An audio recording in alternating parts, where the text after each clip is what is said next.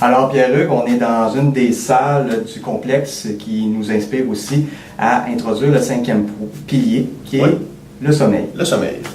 En fait, c'est une réalité. Souvent, les gens vont avoir de la difficulté à s'endormir ou vont se réveiller la nuit avec la difficulté à retrouver le sommeil.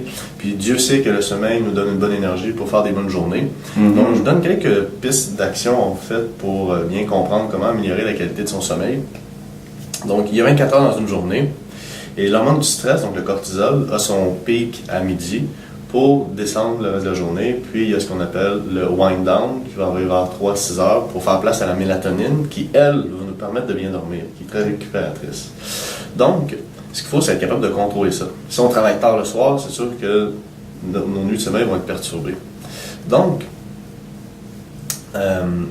ça faisait référence un peu aussi à la gestion du stress que je parlais comme premier point. Donc, si on est capable de contrôler ça, on va améliorer la notion de qualité de sommeil. Donc, essayez de vous coucher avant 22h30, puis de vous lever aux alentours de 6h30. Puis, connaissez-vous en tant que dormeur, en fait. Il y a des gens qui vont avoir une bonne énergie à dormir 5-6 heures, d'autres, ça prend peut-être 8-9 heures. La majorité des gens, ça tourne autour de 7-8 heures, mais testez et connaissez-vous en tant que dormeur. 1 à 2 heures avant d'aller vous coucher aussi, essayez de tamiser les lumières, diminuer la luminosité forte dans votre maison pour permettre justement au corps de se préparer à aller se coucher.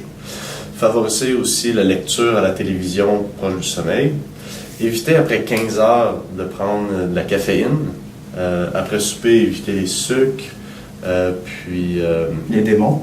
Les démons. Sucre, farine. Les démons qu'on va parler tantôt. Donc, puis l'alcool aussi qui va perturber la qualité du sommeil.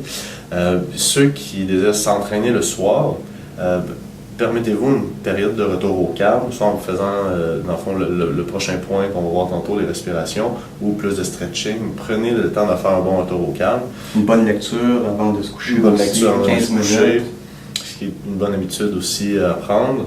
Puis assurez-vous que, dans le fond, votre chambre soit bien noire, qu'il n'y ait pas de lumière extérieure qui puisse rentrer, donc des rideaux qui couvrent bien, dans le fond, pour vraiment permettre au corps d'en arriver à avoir une qualité de sommeil qui va vous permettre de recharger la batterie.